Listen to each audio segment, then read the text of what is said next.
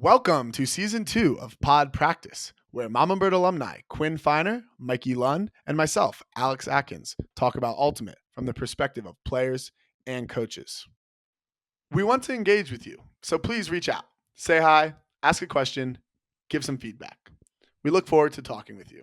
To reach out, follow us on Instagram or YouTube at podpractice_pod. Listen on Spotify at Pod Practice, or email us at show@podpracticepod.com. I hope you enjoy this episode.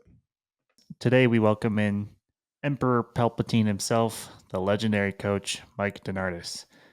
Mike is a big reason why Triangle Ultimate has risen to the dominant force it is today. We've known each other for almost 15 years now, and it was good to catch up. I hope you enjoy.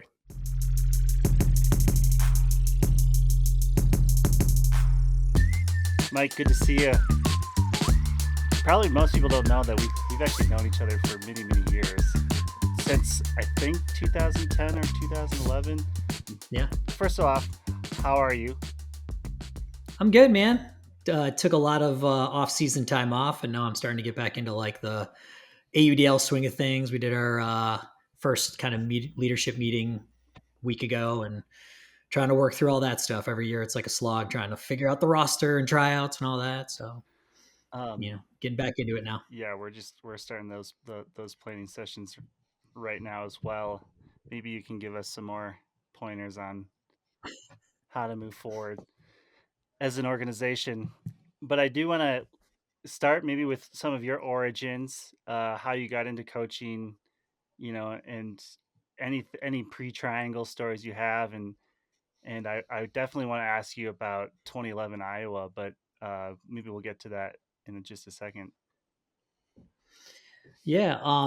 So I played in college. I started in college, like most people back in the 90s. They didn't get to play high school and middle school and all the other schools that pre-college these kids have these days. But yeah, I played through college, played club. I'm from Chicago originally, so I was in New York for a year, but I came back and I started playing club with my friends that I played with at Iowa. But during that time, Northwestern, one of my friends started coaching the Northwestern kids, the men's team. So I started helping out. So I was only like 24 years old when I started coaching, like real coaching. And then I did that for like 5 or 6 years before I moved to the Triangle. So I kind of cut my teeth there. We were really competitive. We had a Callahan winner one year come over. His name was Mike Zalisk, and I learned a lot. And it was like I felt like I really developed a lot of my habits from when I went over to UNC there, because I didn't have as much talent. So like once I got talent, it was like, oh, I can still do the strategy stuff, try to figure out how to win games. When now I have now I'm blessed with a little more talent, and it was pretty interesting. So yeah, Northwestern wasn't the most athletic of teams at the time. So you and I have texted a little bit about how many North Carolina guests we've had on, and it's it's kind of because of what you've built, and how many branches and such thoughtful players that you've developed over the years. And now I suppose great grandchildren or great grandchildren, sort of, so to speak, generations of players. I guess before I get to that, though, I should ask you about that 2011 year. So you played at Iowa, right? yeah, I played from 95 to 99. So I'm pretty old. But yeah, we were the first. We were the first two. My junior and senior year, we made nationals, and those were the first two teams that made nationals at Iowa. And then a mutual friend of ours, Ryan Nation, was coaching Iowa at the time. Tell us about the 2011 team and how you got involved with 2011 Iowa. Yeah, it was pretty crazy. So I was kind of in the heart of my not, I guess not the heart, but like the first couple of years of coaching North Carolina. So I started, I think like 08 was like my first true year there. So 2011, Ryan was coaching Iowa, and his brother's wedding was during nationals. So he asked me to like surrogate coach them at nationals. And Like so having he never couldn't met make the team. having never met the team. So he couldn't make any part of nationals except if we made the finals. Um, so we worked together in terms of like scouting and figuring out.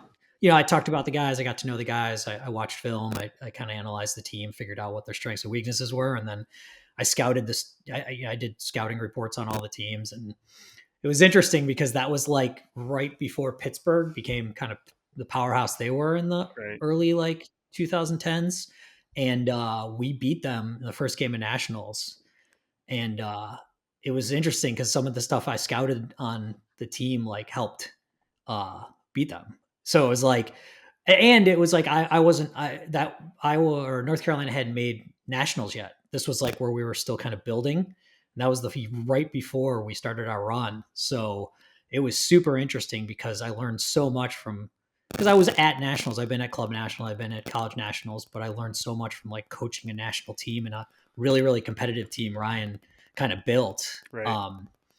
So it was great. It was an awesome experience. We played like young Dylan Freechild and beat them. And then that Pittsburgh team. So it was super fun.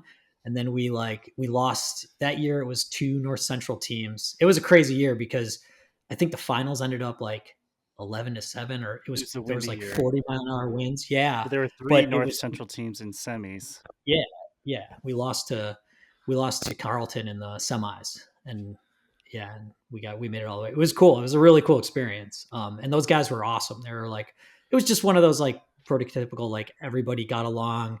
They knew each other's strengths, played to each other's strengths, and they peaked at the right time. So it was super fun being part of that.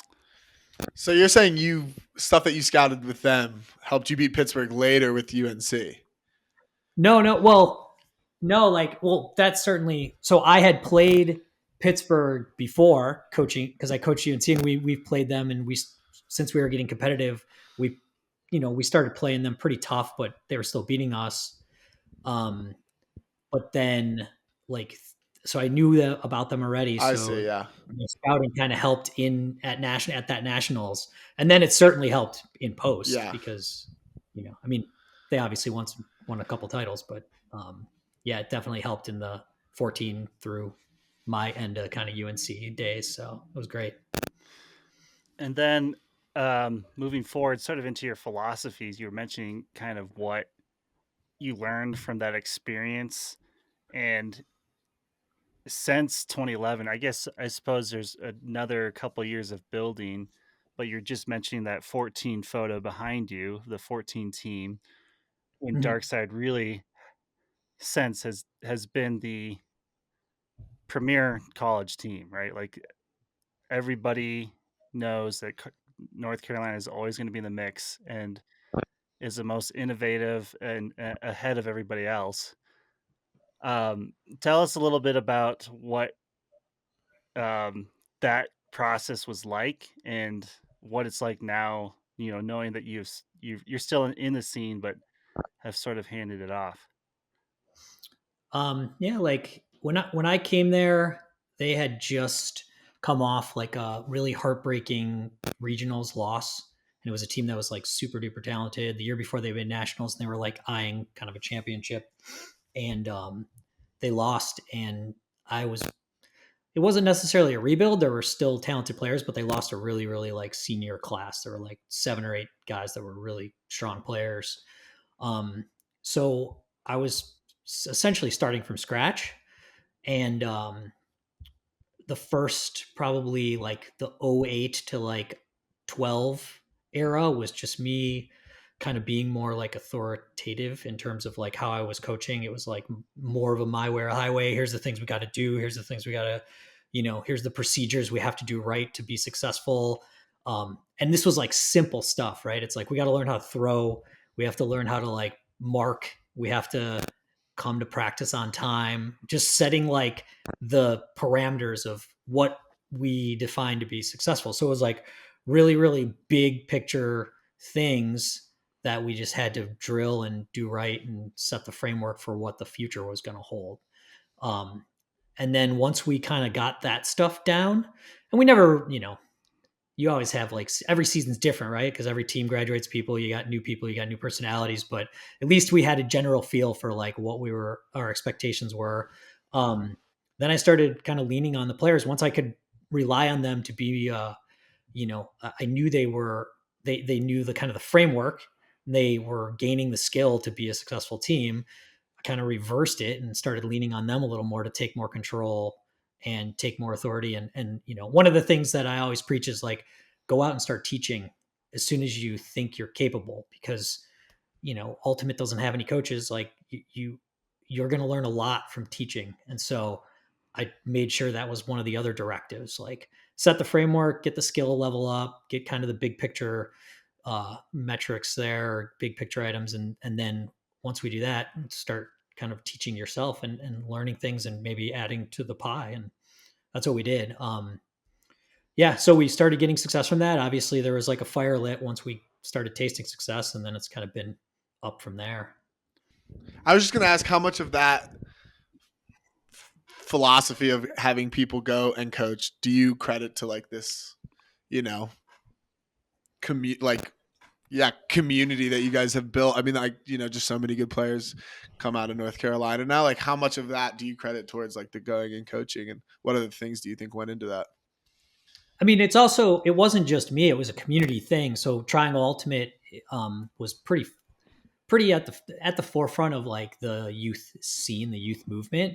So it kind of coincided with that. Like while Seattle, like they had a huge framework before anyone really did, but when we were putting that together, they were the ones that were like, we need people to start driving these teams, and so the my push was to tell the college kids to go do it, like take an afternoon off and go do that, or just figure out ways to help out in the community. So, and that, yeah, I think that's been a huge piece of how we've become super successful, because so many of those coaches have become great players and paid it forward, and it continues on the line. So it just keeps expanding and growing. And, I'm not necessarily that connected with the college team right now, but I guarantee there's like 6 or 7 kids coaching out of that class right now. So on the men's and women's side.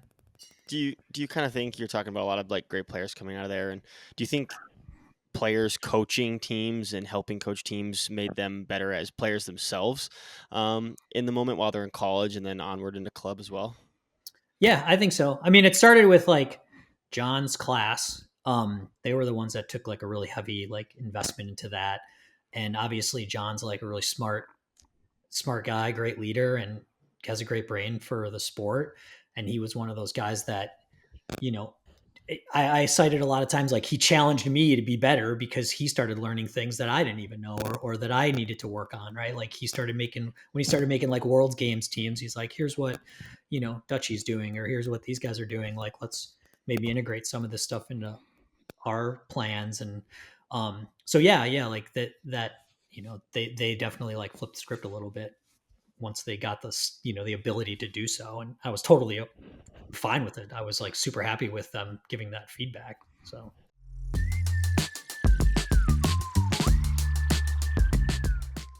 Nut does talk a lot about debates, I guess, with you in terms of. I think he always said you always had great ideas, but maybe didn't know how to relay it to the players without losing your temper, maybe, which is something that I can very much relate to. yeah. I mean, he was definitely right. Like, I think his big gripe with the way I coached, once he got to a level where it was like we were kind of equals in terms of our knowledge base, was that like I'd have a vision in my head and I would have a hard time explaining it, because of like some people would understand it, the people that were on like Nuts level, but then to get the whole team to like understand the concept was really hard. So that was a huge thing in how he helped me kind of teach, because he was like, you have to teach like the big picture first. And I was very much into the like weeds of like the very specific small things, right? I'm like, here's the angle the mark needs to be. Here's where the 3 in the, zone needs to be here. Here's the positioning. And, his big thing was like, what are we trying to do? like what's the overall like theme of this defense? And then to be like, that's usually where I'd get mad because I'd be like, what do you think it is? Like, it's supposed to be like a pressure defense. Like, here's what we're doing here. They're running a clam. Like, isn't it obvious? And he's like, no, it's not to everyone else. It is to me and like the 4 other people that are been around for 5 years. So, yeah, so he's helped me a lot in that regard. And, that's also another like awesome benefit of having these guys that like teach and play because they can teach you how to teach, right? Like some of the guys that have been on your pod, like Matt's like a great orator. Like he can explain a drill better than anybody to a T in terms of like what's supposed to happen and how you're supposed to execute it and the goal and the thing you're setting out to accomplish and how you do it, opposed to just being like, hey, we're running this drill and let's get some cones out and let's throw this together. So that's also been like a huge benefit. It's helped me be a better coach because people are constantly challenging you to be better. Yeah, and I think that's a really good lesson for any coach or even leader on a team to take to heart. That it's tough one to teach, and you kind of do have to explain what you're doing. And funny enough, I'll take my sweatshirt off because the Bravo guys made me a t-shirt. Made a t-shirt for the team. I think I'm wearing it. Yeah, I'm actually wearing the same hat too. Look at those guns. Jeez. Yeah, damn, Mike. God. Jack, You curls before this? I actually did do curls today. Yeah, of course. You can't see it very well. It says if you're walking, you can walk to your car or something. What is that? Is that what it says? Yes. Yeah, And it says if you're walking, you can walk to your car. For like a good visual representation too, like if you can imagine the words getting bigger the farther and farther down the sentence you go, like that's how it came out of Mikey's mouth. Like if you're walking, you go out there. Is this Yeah. So is the specifics of this like in between like drills or points or like what's the Yeah, we just had drills? Yeah, we had just started to practice and like some people were walking to the drill. And I had probably tried to explain some overly convoluted drill, and I probably did not explain the purpose. I love this topic of explaining things. Like you really need like education and like I don't know the brain and how people learn, and it's such a vast topic once you really get into it. And I don't think I really started to understand that until I tried a couple middle school like coaching things, and I would Whew. like I could just try to explain them like something like super basic, maybe like I don't even know, like some cutback drill, and like by the end one of them is just like, what are we doing? And I'm like, I just said what we're doing. She's like, no, you didn't. Like we have no idea. Like, no idea what you're talking about. And they give it to you So blunt. Like adults will just go out there and like not know what they're doing. Like a kid will stand there and be like, what did you just say? So it's hilarious that you say that because I have a 10-year-old that's playing Ultimate now, and he's loves it and he's good at it, and it's like super exciting. Like it's one of my favorite things to do is like watch him play Ultimate. But like some of the middle school coaches will get these kids in a drill, and they will talk to them for like 5 minutes, and they'll be like, here's the angle you need to cut on, here's the thing, and you're just like, I'm sitting there and I'm like, I can't even do this with like 24-year-olds. There is no way these kids hear and comprehend and retain anything you're saying, like anything. And it's like you've got to just like give them 2 steps of what to do at that level and go and execute it. Yeah. And it's so funny. It's like, but it's like a universal thing. It's like even, whatever level you're teaching at, you have to be like super concise.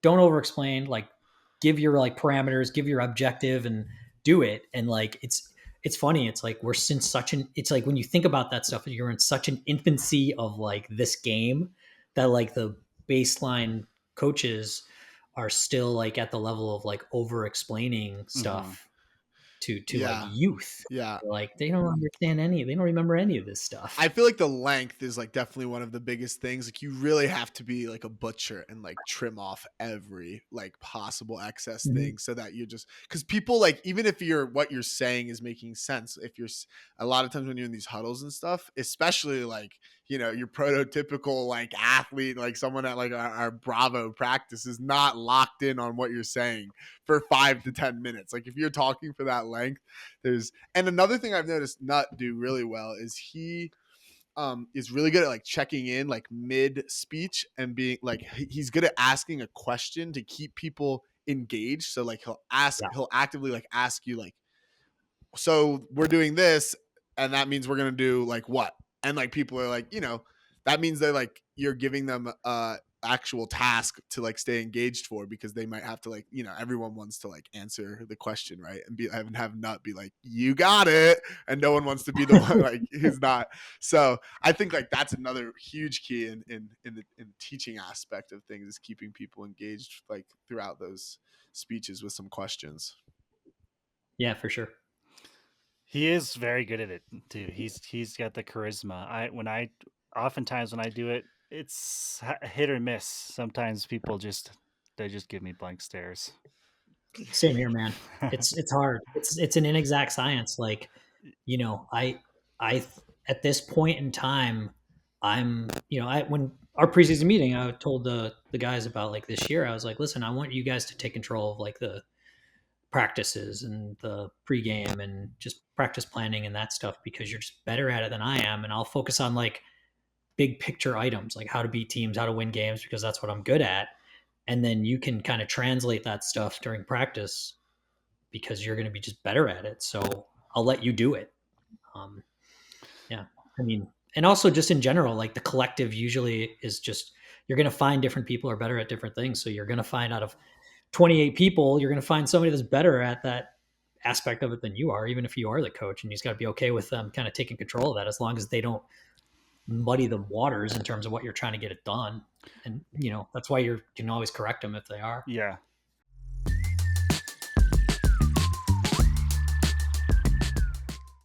Strategically, I guess I asked you before you jumped on to think about mentors. You mentioned maybe you have more peers than actual coaching mentors, but how about like just specifically like North Carolina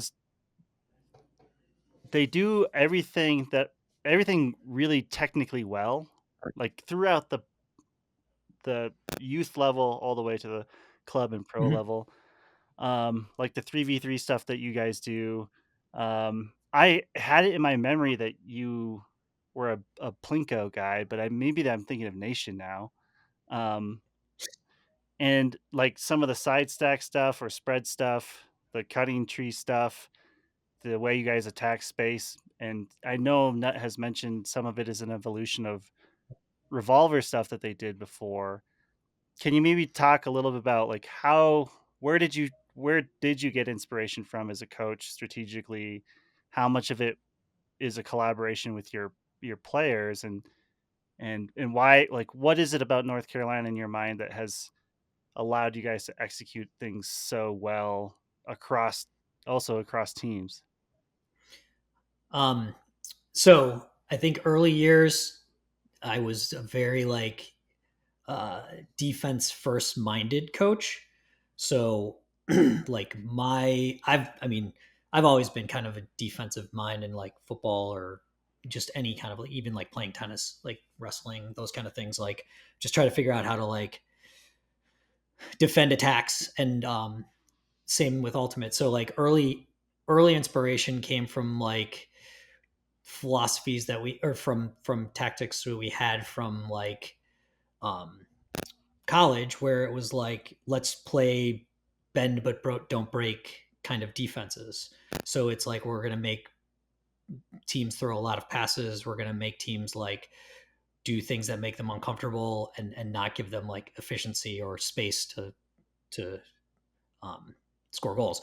So like that's why we ran a lot of like clam or like junks or transitions or just things, in that regard. And we still do to some degree. And then we were always really great defensively. And then when Nuts started making like worlds teams, we had kind of a powwow, and we're like, we have a great defense, we always get breaks, we can't score worth a shit. So like, how do we do that? Right. So like the Dutchy stuff I was talking about, like taking taking stuff from the revolver, taking the idea of like space creates off good offense. So like we're gonna peel some of the stuff that they do, but we also are keenly aware that our small game, which is definitely something that I've always been, that's been part of like my thing, right? Like threes in the end zone, like end zone sets where you're running kind of an isolation threes with like a back set that can feed off of it if needs be. And that's always evolving because teams evolve and understand how to poach those four guys in the back better every year. So you're like, how do I change it again? But kind of combining those two things, right? Like taking a space based offense and also being able to play small ball when the space is gone. So, I think we've always, as we've evolved, right, we've gone from like, all right, we got to figure out offense. Well, we can run our three best players in kind of space and isolations and do that kind of stuff. But when that's dead, how do we continue the ball kind of moving, just moving? And we've just slowly merged that through time. So it went from like kind of like a threes based to figuring out the space in a big field and then combining the two. And we've gotten pretty good at like figuring that out, right? And I think a lot of teams have, right? You guys have, I mean, Pony has, Truck Stop obviously has, but Truck Stop really relies on like small space throws and small ball. Like, so it's oh better We lost you. skins some technical No, issues here. no. You just go back to the old camera, kids. change the battery. So I think it's just always that battle of like how to balance those two things and what's the kind of in vogue thing at the moment, right? So, and it's like interesting because the other thing like philosophically that I'm big into is like if it ain't broke, don't fix it, right? So like when I didn't really coach offense for most of my career, but in like 2019, I started kind of coaching offense a little more, and you know, I ran DOMs Mm-hmm. pretty much the entirety of Yeah, I like, remember that 2019 ring team. That's yeah, yeah, a lot of yeah. Dom. The semi game, the semis game, like we ran DOMs the whole time because we couldn't figure out how to beat it, Yeah, and like we probably could have won that game winning just running all DOMs, and we had like two kind of simple mistakes I when they remember were one rolling too front. vividly. Maybe if you remember, tell me if you remember this. Like, I think Ja had it, Elijah had it, and Jack Williams. Yeah, He thought that Jack was just making like a normal and handler he type stopped cut, cutting. and he either stopped cutting or peeled deep. I can't remember which one. He just the run through D, right? He stopped. He was going for an under, and he literally just stopped, and the guy just ran through it. And that was one of the mistakes that was like in my Mm-hmm. mind. The other was, um, I'm not like I'm not like, hey, you can't throw same third hucks, but it's not necessarily in our repertoire. And Liam threw a really tough same third to Jack, and obviously like Liam's a really good thrower, and that space throw was there, but Trent made an incredible play and got a D on Jack. I But remember it that. was but it was like my big things like that one was like He didn't have great. to take it. Yes, and it was a really good throw. And Jack's a really good athlete, and you're just throwing and making a play, but it also allowed the defender to make a play. Um, but yeah, I mean, there was one other thing. I think like Snell got a hand block off of like Noah throwing like a high release or something kind of late stall count. But yeah, like that, not to like, Zone point. I think was it a zone point? yeah, it was zone. It was zone. So it wasn't anything like crazy. But yeah, I mean, they mixed it up once they like mixed it up defensively, like that kind of failed us. But yeah, I mean, my overall my philosophy is like if this thing's humming and like we're doing a good job with like what I see offensively, then I'm not gonna really change it much until they challenge me. And then I know at this point we have the ability to like kind of accelerate or decelerate depending on the point. Like if teams give us space, we're going to accelerate and try to take those space shots. If teams junk stuff up, we're going to decelerate and just start kind of running, you know, homies and just making small space for each other. And, I think that's the name of the game. Just trying to evolve that is the big thing. Right. And like I said, like truck stop's kind of the new vogue right now. And we'll see how long that lasts. Like in 2021, we did a really good job mucking them up when we were running like a force middle, and they kind of adjusted, and you got to readjust. And there's always that kind of cat and mouse game. where do you fall on the spectrum of good coaches make good players or good players make good coaches, if that makes sense? Like even right now we're talking about like truck stop, and how much of that, like their offense being the trendy thing, is they were able to like plan out some superior offensive philosophy, or they have players who came up and who have been on the team who are now good players and make a good offense because of the fact that they're good players. I mean, I guess I'm under the like, I guess philosophically, I think your coach makes or gives the players framework to become good, right? Like truck stop. I don't know if like back 2 years ago or whenever, 3, 4 years ago, Daryl was like, we're playing small ball all the time, right? Or was it like Daryl saw that they were great at that and they were like, let's develop an offense around like small space, be getting big space, and let's go from there, right? So it's like, I don't, I think when you're very like, I guess myopic, I don't know the right word, but it's like when you only have one kind of idea of what your offense should look like, you're probably not going to do well in ultimate because it's so much different than most sports. um so like if you have a team that's gigantic and has like big huckers and has, big throwers, like your offense should probably develop around big space.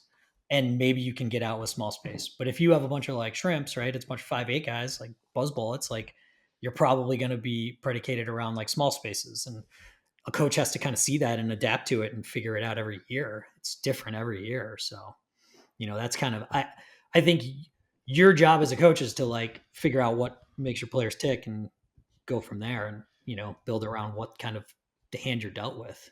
Yeah, that makes a lot of sense. That's kind of like the balance of the coaching players, is the coach finding a good fit for all the players and putting them in the right position to succeed. Because I do think about that a lot in like football, and in terms of like you hear about coaches who have like one offense and then they get a quarterback that's like a runner, but they try to play like an offense that's made for like a drop back passer, and it just doesn't work. And, you get a you know what? I was gonna go on a rant about Chip Kelly. Never mind. I actually like Yeah. Chip Kelly. You do? Oh well, Well, I I did. don't. Sorry, He I came didn't. in and just blew up the Didn't Eagles. really Like destroy the Eagles.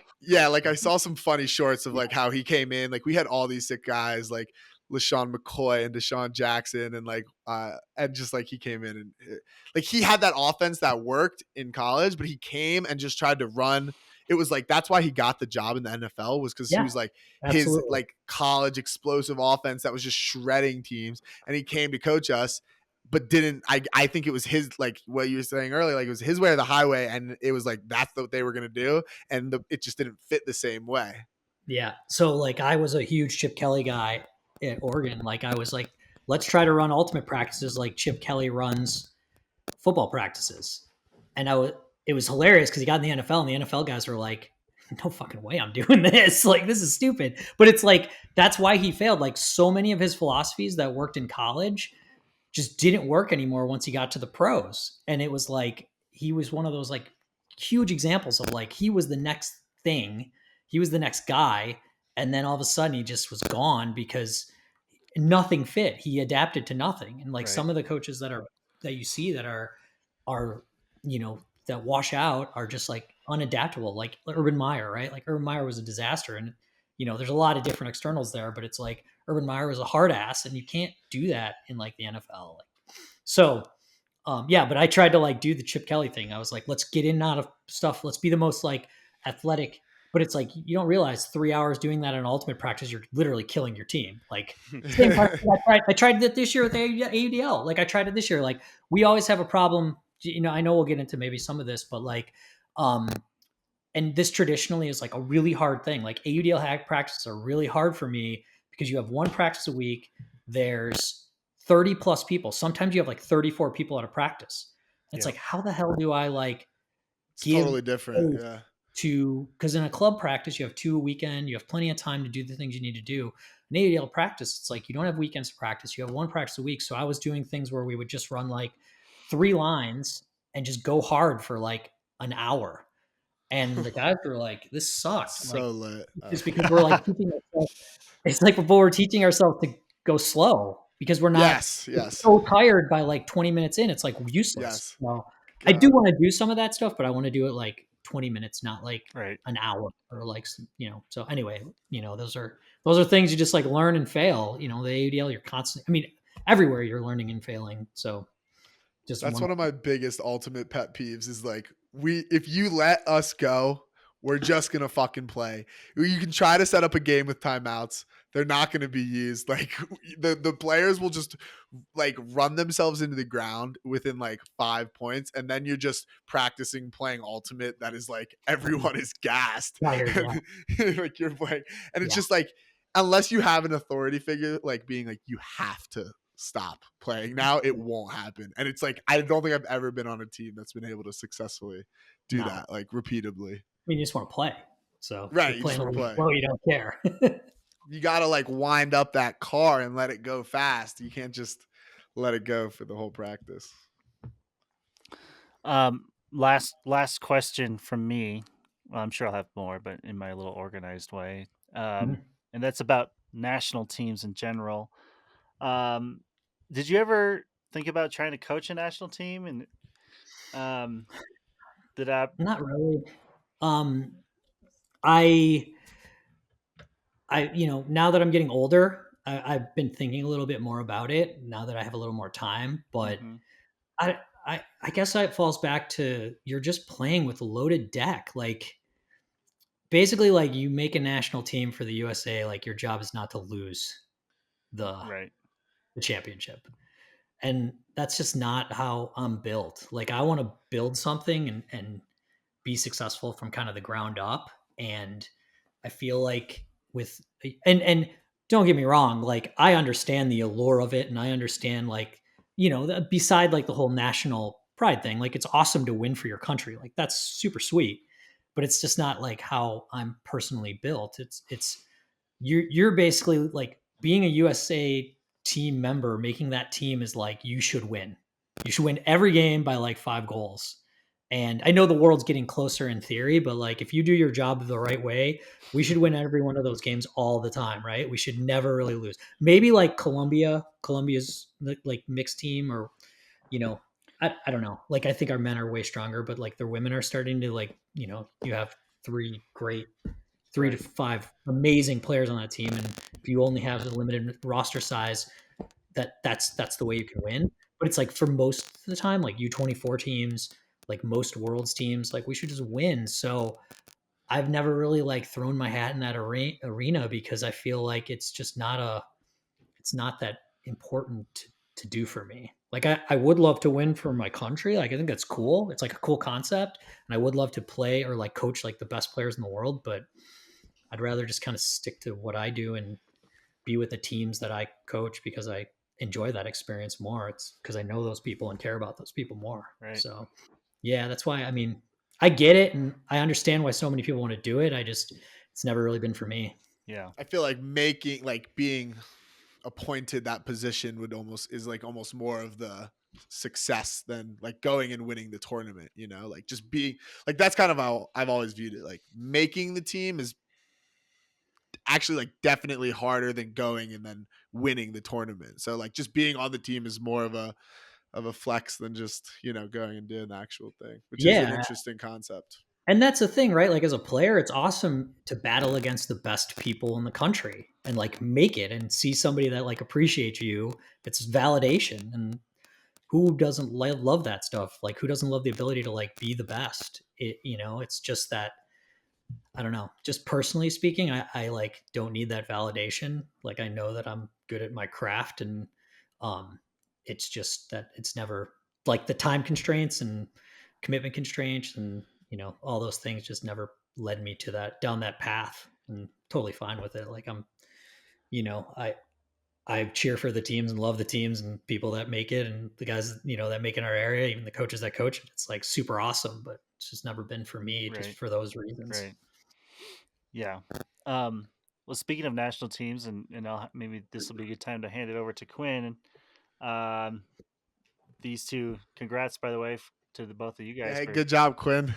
for We did it. getting Yay. a tryout. Right. Yeah, that's like, sorry, just one other thing. Like, that's the other thing that bothers me, right? Like, I feel like that process is totally inefficient. Not to say you guys don't deserve it. I think you both do. But I feel like every year I look at that list and I know players from our team that didn't make the list, even this list. And I was just like, how the hell didn't they take this guy or this guy? Or every year there's someone like Yeah. that. And that's the other thing that bothers me, right? Like, I think the national team did a better job with this round because they actually asked for input from like me. Um, I think that's super valuable. Like, getting input from coaches around the country about like kind of who do you think should make it out of your team um, is really useful. But then they didn't take some of the people that I said should basically make it didn't, and I'm just like, well, what's the point of this? So Yeah. I think it's better though. Like, I hate when there's no feedback from the coaches at Right. all. Right. It's Yeah. crazy. I kind of feel like the application process is flawed. I don't know how to make it better, but that's flawed. And also, like, the tryout process can never be perfect either. It's like the same thing for everybody else when they see like the people that made the team, and there's always people that are like, well, why did this guy make it and not this guy or this girl? And Yeah, it's always, they're both just flawed, and there's just like, yeah. what are you gonna do about it? They There's should just nothing you can do about it right now. Yeah, Unless you become it's like a sport that pays a lot of money to a lot of people, then exactly, yeah, it's No, I figured it out. They take the best club team from that division. That's the team. That's the USA team. But you wipe off. You somehow pick a number, or you pick a player, like the top player from all the other teams, and you wipe out like the bottom half of the national team. God. Like, whoever was on like their second D line, give or take some like Oh my God. judgment by the coaches, wipe them off. Take the top players from the other national teams, like top players, bring them on. That you'd probably have some chemistry to build off of. I think I just figured it out. That might be better. It'd be I don't way faster. I don't feel like any of the players that you cut would be pissed at your coach at all. That's No. life, dude. That's life. Also, the coaches don't have to do it. Like, USA coaches can do it because it's no longer like, let's say it was, ring. Like, it's not ring anymore. It's the USA team. So the coaches, whoever the coaches are, would come in and they would cut whoever they think isn't, So there's cut. no tryout. They're just like you're No cut, tryout. and you're like, oh, I think. And then you just pick you just pick Joe White, you just pick whoever on the teams, like a Kotcher if it's Pony, and you just bring them over. They take out the second guys, and it'd be like it'd be quicker, is what I'm saying. They used to just take the Nationals winner, and they would get to represent USA for this Right. tournament. Right, and we're probably still there where like that team could I wonder if you just took that would be interesting, honestly. Like if you just took the Nationals, if you took Truck this year, would they win Worlds? I think so. I think they would. They might even do better. Probably. They might even do better because they have chemistry and like I have built off so much. Like they might really just do better. Which then really just like raises a lot of questions on like how it should work because building off like a pre-existent team is super interesting. Yeah, Mike, you have some but everyone historical loves like a good perspective on this. gold medal What do you squad. think about that? The 08, was it the 08 sockeye team lost to Canada? Was that 08? I can't remember what year it was. It's somewhere around there, yeah. And then 2012 Revolver barely won. Yeah. I think it was 2012. Yeah, I mean, I think the world's a little more equalized a little bit more with where we were even back then. So, but I think there's some validity to what Kins is saying. I don't think that like truck stops beating the top 24 men in the world. Like I think they're going to absolutely get slaughtered, but like if you're looking for maybe not slaughtered, but I think the top 24 men would beat truck stop like 15-10 or something like that. Non-US too players? many holes, right? There's just too many holes. Like if you have the top 24 people in the world playing the truck stop guys, like, so now the question is like if truck stop could beat like the other teams, because I do feel like, the US other teams' floor is higher, but I don't know if their ceiling's higher necessarily. Like I think our ceilings are higher from getting to play each other. And I think about our teams in like the iterations of our teams in like the last, from 2014, like the first year I coached, to 22. I mean, our 22 team would absolutely annihilate the 14 team. Like that would be like a 15-8 game. So like I think that ceiling was higher of that 22 team, or 20, I guess 21, 22 team. We kind of bid it a little bit, but um, like I don't know. I think the floor's higher, but yeah. So a club team versus like the world's team in like Belgium, or one of the Australia, Colombia. Like I don't know. It'd be pretty close. I'd like to see it for sure. Yeah, it'd be cool. It'd be cool. The I'm other You question should is, set that up in like Colombia, like when they do yeah. that tournament. That's true. That's true. I'm curious too. Kins mentioned Joe White, and we're talking about like chemistry and stuff. I'm curious how adding him to Flyers was, and kind of how that went, and just overall, like adding a player like that is like always awesome, but it's always really tough because on the teams he's played on before, he's been like a centerpiece, and it's obviously tough to do that with like a travel player and someone new like that. So curious about that process. Yeah, Joe was great, man. I really liked having him around. I still like text him weekly.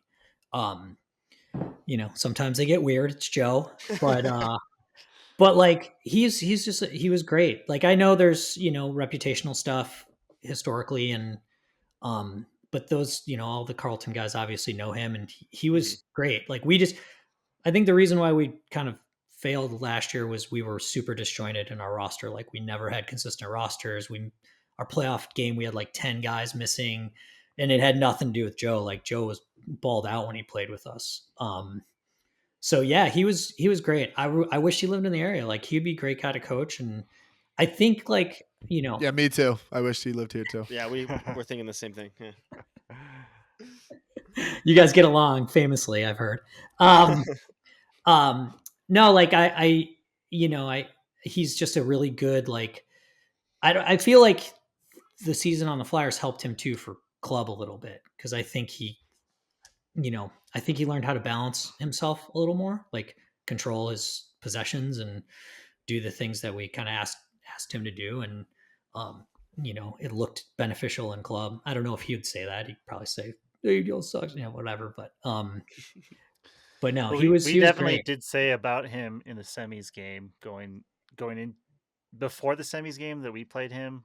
We knew that Joe has an insanely high ceiling, but sort of expected him to have a greater than 50% chance to maybe throw them out of a game at times.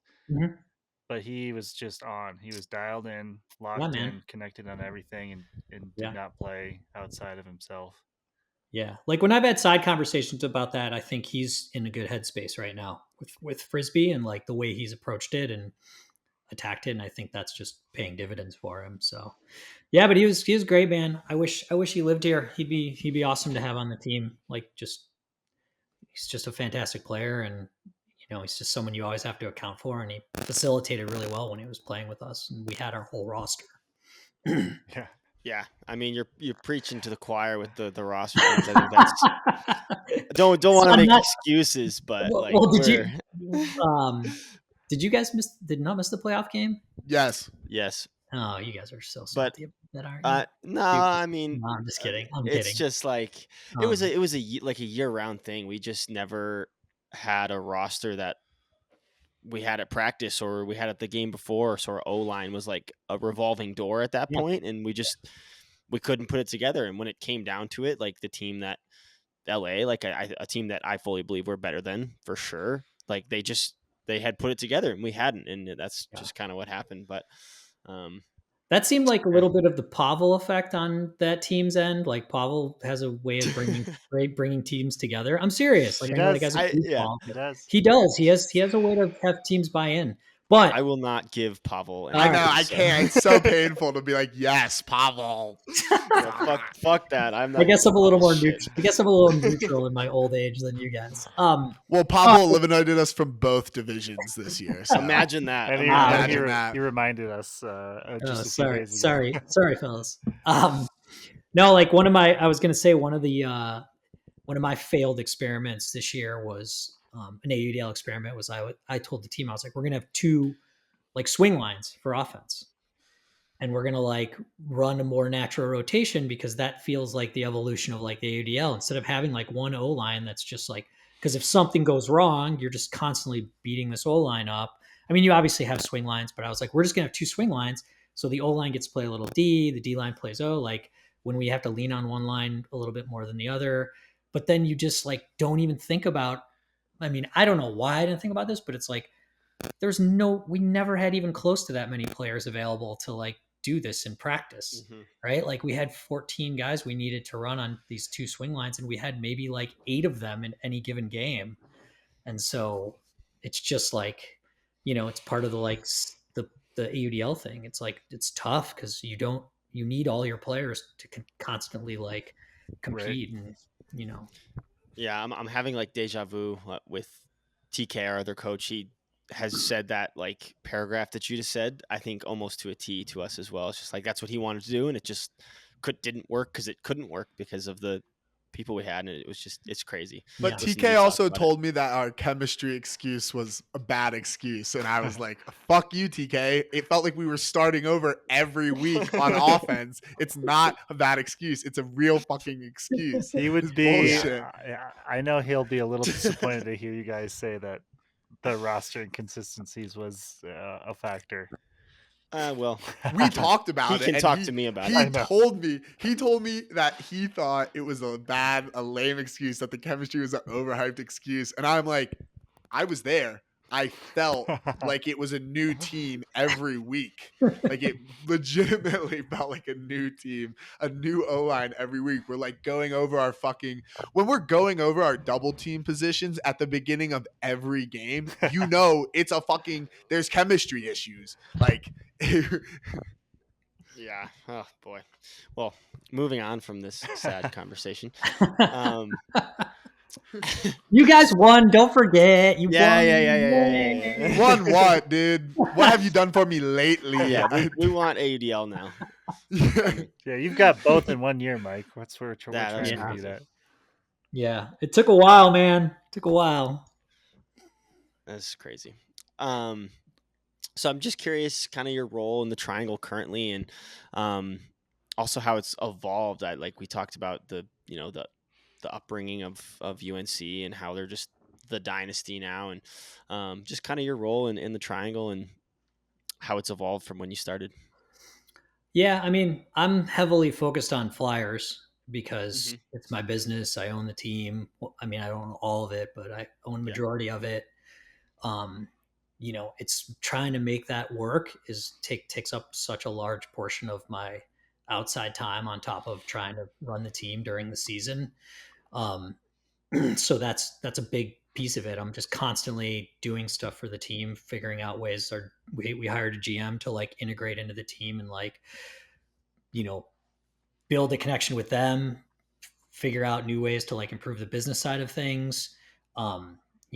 Like try to add like events. Like we just went to like a parade, like we walked in like the Durham Christmas parade, and just stuff like that is like my kind of number one thing. But I mentioned earlier, like my kids are playing ultimate now. My 8-year-olds and like learn to plays, and my 10-year-olds in the middle school league. He's in 5th grade, so he's not in middle school yet. So but it's like such a cool thing that Triangle Ultimate has like something that he can just integrate in and play, even though he doesn't have a middle school team. That's kind of my other obligation. Like I love watching them and doing as much frisbee related stuff with them. So, like the UNC stuff, the club stuff, I've been largely disassociated with. I tried helping ring out a little bit, scouting at nationals, but like nothing, not a ton. Like I attended like 1.5 practices, I think, this year for ring, and like I tried to send those guys some scouting notes or thoughts I had. some of it I think they took in, like the pony game. They did a lot of like bracketing and things that I was like, I think this will work really well. But yeah, like that's all I really have time for right now. Mhm. I would love to like still be involved.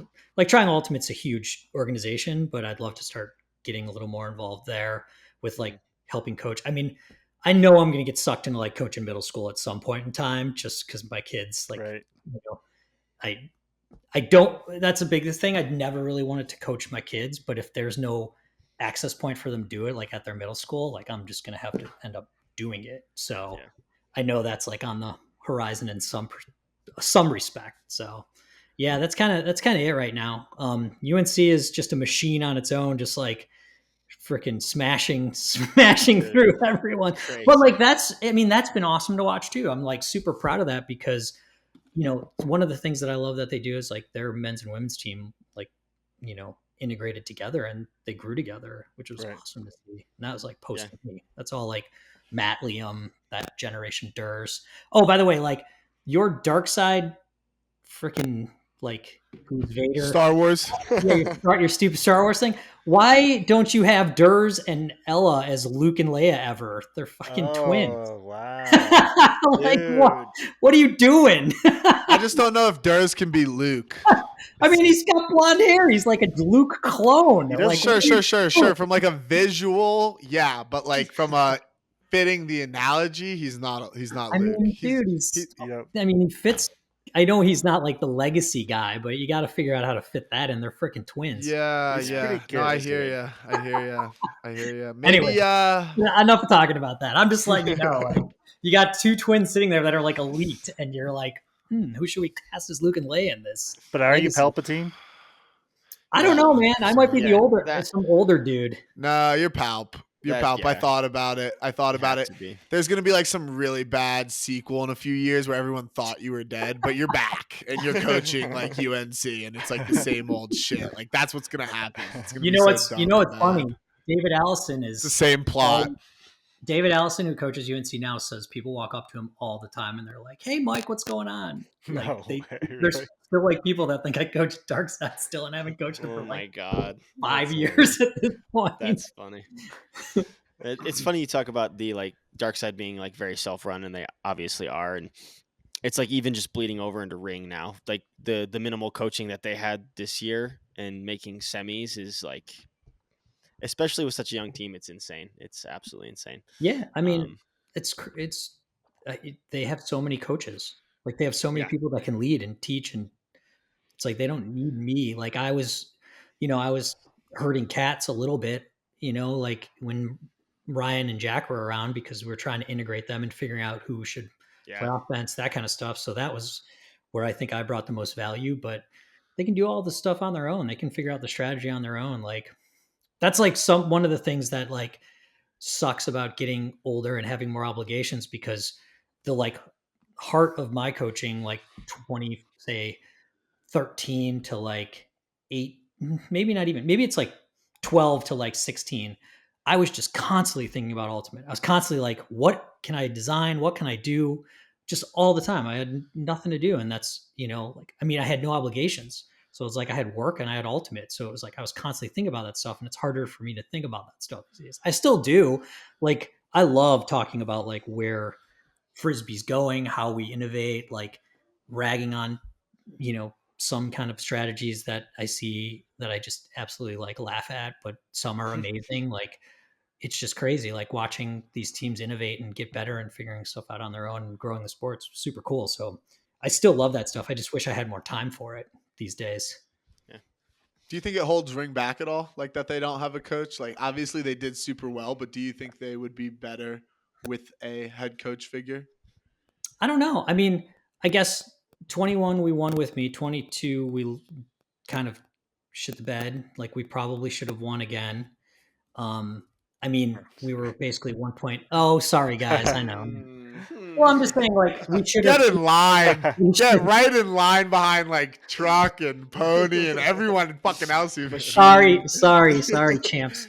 What I mean is, thank you. What I mean is, we should have been more in the mix for that. Like I think we were in a very bad headspace we were in a really bad headspace, and losing that game to Rhino like on Universe, it was just like the Yeah. inverse. It was the inverse of what happened the year before when Feeding Tom Doyle. Revolver, yeah. Yeah, like same. It was like I was just thinking, I was like, God, this path. If we win, we score this point, like our path so much easier, and same kind of, hopefully we figure out our stuff, but maybe we don't. Like, I think we should have been a better place. But then this year they performed like we lost Jack and Ryan. Like that's a huge loss, and them like performing as well as they did, it just shows you like, at this point, I think it's maybe it helps a little bit. Maybe it would help that I was around that year, but I don't know. It's such a toss up. Like I think this team this year needed just to be themselves of anything. They needed to reset, figure out themselves, and like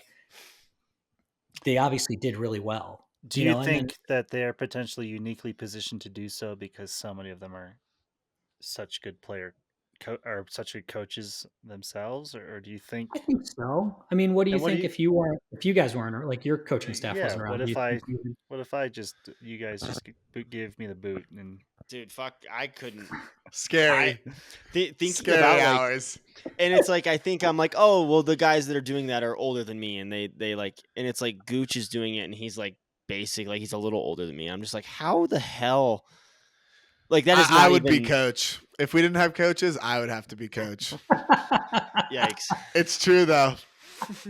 Bravo would be disbanded in 2 years. You know what else I just thought of? Jack and Ryan, especially Jack, like I don't know, most people think of him as probably like one of the best players in the world, but like 2 quarters exits, like can you really be the best player? I mean, seriously though, That's can it, you they're really gone. be the best player with 2 quarters exits in a row in club, which I consider still the highest competitive, field? That's an interesting question.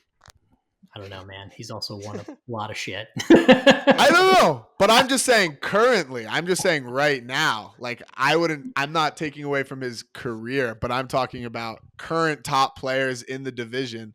Tough to make the argument for someone who's gotten bounced in quarters on good teams. So it's not like, oh, he's on like some shitty team, but I got bounced in quarters. But who would be your like sub for that if Jack's not like the anointed one? I mean, I don't know. I think As- Joe could be up there. I think Joe's never won a championship. Joe's never won a championship.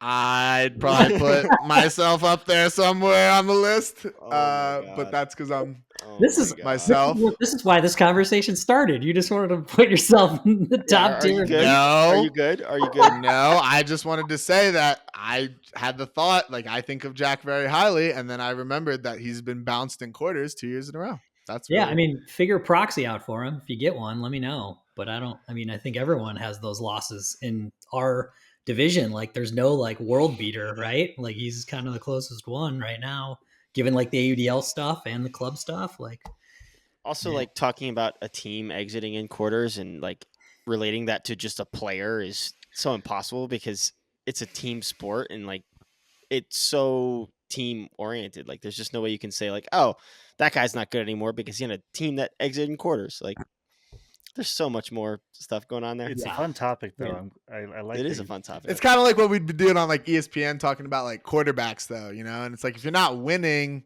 you're not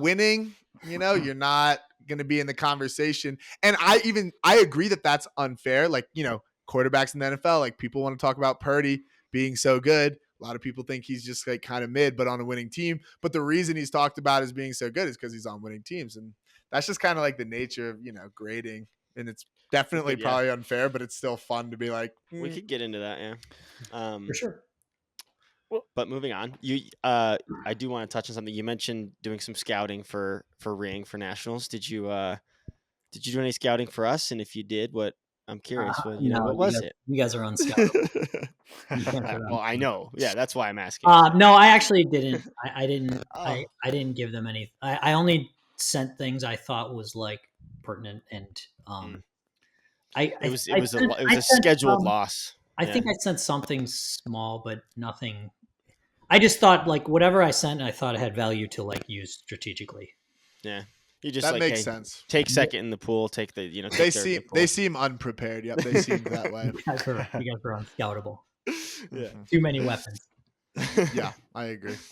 And going back to some like of the players that you've been coaching for a long time or coached for a long time, players like Nut and Gooch, and just kind of what was your bond like with them? I know Nut tells stories about you guys all the time, so just curious what your bond was like with those players, Snell, Nut, anybody. Yeah, I mean, probably the people. So Gooch was that's probably my like end of days Right. time with Sure. Dark Side. I mean, obviously, I have a good bond with him. Mhm. He's a great guy, and like he's a Bears fan, so I keep inviting him over to watch a game here and there. But like that, Wow. I was just super close to those 14, 14, 15, 13, 14, 15 guys. Like Tristan Green was another guy. Like he just quit Triangle Ultimate, and so he had like a kind of going away party this weekend. So I was, it's funny because it just brings me back to because I saw some guys that were on those teams that I haven't seen in forever. Um, but yeah, like Nuts probably the one I'm closest with still. Like Snell, Snell was a really big piece of that too, but he moved away, so it was a little harder to keep that bond with him. I mean, not moved away, but we had a good amount of time together post college too. Mhm. Um, but yeah, it's like those guys are, my friends as much as they are like the people I coach. And we went through some freaking wars together. Like, we have some of these films that, some of these like old like shots of, there's this like the first time we beat Pittsburgh, it was in like Wilmington. I was watching it the other night just randomly, but it was in this like monsoon in Pittsburgh, like back in like 2012, I think. And like there was literally like standing water about 2 inches on the field, and they were letting us play through it. And like I just remember The watching old that. And I was days. like, God, it was just crazy. Yeah, it was just crazy. And there are just so many of these moments where like the first year we won Stanford, we went to like some random town in California because they couldn't play on the fields on the campus, and we beat Colorado in the finals. And I just remember being in the van after that game and like being with the guys, and it was just really awesome. So like, yeah, that like team I've had a ton of bonding time with. But and then I also had this generation of club guys that also played Flyers, like um like Joey Catella, Shane Cisco, these guys that maybe not be like the most well known names, but I'm super Dude, close with them. Shane Cisco has been a terror in the Masters division. Yeah, I mean he's an animal. He's Yeah, amazing I player. I just had to leave the division and go play Grandmasters. So the last two times we played Boneyard as encore, just Bart throwing some under, Bart who I would trust with the disc at any time, and then Shane just gets some layout block on an under. That dude is Yeah, still fat, like fast. he's still super fun. Yeah, For the open division. yeah. He played he had his last Flyers game. We had this like weird Dallas situation where Dallas had to cancel his flights. We played like on a Tuesday, and it was Shane's last game, and he had like a baller game. Like we put him in, we were like, let's put him on offense, and he just crushed it. And it's like he's like 34, and he's just still running around. And he I think he's got to be older than that. Is he only 34? he might be 35, but he's not that old. But yeah, so those times in the like with the college guys are those are the guys I'm really closest with. And then some of these like early year club guys too, like 14, 15, 16, like Ring, like Mm-hmm. JD Hastings I'm close with, and Mhm. those dudes I still have like a really big bond with. And Shout some of out it comes JD, from, by the way. He just sent us a message, which yeah, Oh, I he's the haven't man. opened it yet, but thanks for the message, JD. Actually, Shout out. I think it was a question about Summit. So, Oh, oh, is he coming to play the muscle hamster? I wait, is he um moving? I have he's no in idea Arizona. where. He's in Arizona. Like he moved. Oh So, well, I guess I or wait, should check maybe New that. Mexico. He's somewhere. Sorry, somewhere in the Okay, well, southwest. I'll be opening that Mikey message. Bomb. Yeah, Little if he can get that highlight video of him as a middle school football player, which I've heard you've seen, Mike. it's insane. It's insane. He scores 8 touchdowns. He runs for like 600 yards. It's the most insane thing you'll ever see. We actually made a. Have you ever seen the JD Hastings like secret dark side video? No, can you send it to us? You should tell John to send it to you. He like it opens with him running straight through 2 players from Michigan on a pole. Just they explode out from him, and that's how the video starts. And then it's him just So like, good. He's and just a then little there's just bowling like, ball. then there's just multiple him running into people and like knocking them over. It's incredible. That's so good. Yeah. A couple are Langdon, which is amongst the most choice Oh wow. JD Hastings hits of all time. But yeah, but like I have so many of those guys that I'm still really close with and I really care about. So it's great that we still can have those relationships even now. I mean, I was really sad when John moved away, but I think he kind of needed it too. Like he needed a change, and feel like he's really really enjoyed his time out there. So really happy for him.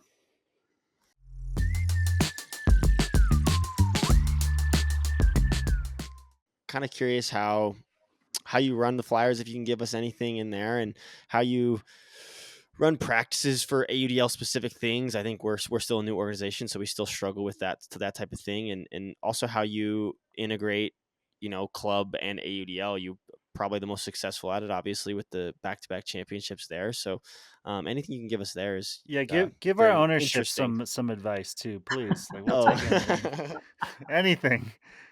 I don't know. You guys have a pretty good turnout. You're like one of the tier 1 teams in the league right now. I'm a tier 2 team, so they're doing something right. Shout out Sal. Yeah, Sal's great. Yeah, it's a lot to unpack there, but the 2021 I think was like super unique for us because because it was a COVID year, so we got to get everyone together. But every year it's a freaking challenge. Like every year it's like who's not playing, who is playing, who's not going to play club, who's playing club. Like it's I think most of it trends to like people playing club and not AUDL. But there's definitely like people that are starting to go the other way. But it's such a weird time. And 21 was the first time we could be like, all right, we can be a single team for a whole season and kick ass, and we did. And now it's back to like being a little bit fractured, and it's just how it always is going to be. But something that I'm trying to do this year that's a little kind of new, has some newness to it, is we're going to try to run like we started doing like youth academies the last 2 years. This will be our second year doing it, and we're going to try to do like an adult academy that coincides with tryouts. So essentially, like you know how tryouts are, right? It's like 2 days, and you can never figure out who the hell is the best players in 2 days. Yeah. And we normally have like an open or a closed tryout after that, and still it's really hard to figure out. So we're giving people the option of signing up for like an academy, which would add another 6 weeks of them kind of integrating with the team. And we're going to have early signings. So we're going to have people playing with, we'll have the team doing some stuff. We'll have the academy people doing stuff with the team. We'll have the academy people doing something separate, but it gives us like 6 extra weeks to kind of be together as a team super early in the season. So I'm going to try that concept out. I don't know how it'll go. Could be a disaster. Will that be between tryouts, or is that completely separate from tryouts? It's January, February. So it'll be before tryouts, and then tryouts will be, you can basically sign up for 8 weeks, which include tryouts, or sign up for 6 weeks, which is just academy, or just sign up for tryouts. So it'll be like, it'll be different segments. You can choose to sign up for everything, choose to sign up for one or the other. That's cool. Yeah. Is there potential for like revenue as well? Like people are paying for the academy? Yeah. I don't know how much revenue we'll make because fields are really expensive, and I don't think it's going to be a lot of money. It's more to get guys on the field together for 6 to 8 extra, or 6 to 8 extra sessions. And I know we're not going to have everyone that's on the roster playing every week, but even if we get people there 80% of those sessions, it'd be great. But yeah, like, and then we usually practice, twice a weekend starting in like late February, early March, and we run into the season. And then like our season is just one practice a week, because it's really hard to practice more. I think this year we're looking to do like another kind of pod work outside of that, just because we feel like we got away from that last year, and we just Uh-huh. need more reps together, just ways to get integrated as a team. Um, but yeah, I mean, Flyers is just different because every week you have a different roster, and you have to like during the season you have to figure out who's playing and figure out who's on like the practice squad that week, and try to plan like 2 weeks in advance. So if like someone's not going to be there one week but they're the next, they'll probably play with the line they're supposed to play with, even if they're not rostered. It's just like there's so many things to it, in terms of like the team side of things. But logistically, that's kind of how our season goes. We have Yeah. a chunk of practices right before, and then one practice a week during. And Have you struggled or have you had challenges with setting rosters in terms of player expectations and players want to play, they want to be rostered. Has that been difficult for you at all? yeah, I don't think as much as it was in the beginning. I think the first couple of years we had Flyers, everyone was expecting to play, and when club came around near the end of the season, and say 10 or so people were not being rostered, they just kind of disappeared. So Mm-hmm. we definitely set that expectation right away. We're like, listen, you're on this team, you're a member no matter what. Like, if we have 33 people, we expect as many people to be at these games as their home games as we possibly can. Like, you have to be okay with not making a roster late in the season, um, if you're going to be on the team. So I think we've done a good job, resetting that expectation so we don't lose interest through the season. It's always hard once club starts, because even though those players are there, you can tell they're less interested because their club team starts out. But that's part of being a team. Like, they have to understand that, like, it doesn't matter if they're not being rostered. Like, that's collective energy they're sucking away once they're not there, and it's really hard for our team to be successful if they're not there. So Mm-hmm. it matters a lot, and the championships matter as much with them or with them not on the roster. So they need to be there at the end of the day. Yeah. Yeah. So, um, yeah, it's always super difficult. Like, the other complexity there is once the college kids finish up and pop in, like taking roster spots away Oh from yeah. like meat and potatoes people. That's like really freaking hard. We're doing less of that this year. I think we're going to take less college kids because we really felt that last year. There was just too many kids that had college still, and we thought they Mm-hmm. would be okay balancing it, and they weren't necessarily. So, that's part of the reason why we're trying to set a majority of our roster early, just to understand how many of these college kids we're actually going to have when it matters. So, These are familiar challenges for sure. yeah. You mentioned like, you said in terms of getting the roster that it's always a scramble towards, like, the beginning of the season and towards the end, but like to keep the team together. But I wonder then, how do you see the landscape of Ultimate shaking out in, let's say, a decade, 2 decades from now, in terms of ADL and club? And Um, also, what do you think, and also what would you like to see? What would you be your vision for it? I mean, it's tough because right now I feel like players like playing club more because of the amount of games they get and players want to play. But I think at some point in time, and I don't know, like, you don't know how long the AUDL may last. I really hope it lasts forever. If it lasts in perpetuity, and like players start making real money, which I hope will be soon. Obviously, I'm an owner, so I really hope they can make some money soon, because that means we're doing the right things and like growing the right way. Um, but then I club, I feel like, is going to be like somehow integrated into that whole like machine. Like, if you look at like soccer, right? It's like, I don't know the soccer landscape, so correct me if I'm wrong, but there's like essentially kind of like two separate kind of entities, but they're the same teams, right? Like, you have your Premier League and then some other league. So it's like I could see that end up happening, right? Like, the problem is, like, Bravo's, Bravo's different than your pro team, and like Flyers are different from rings. So it's like, how do you integrate those things?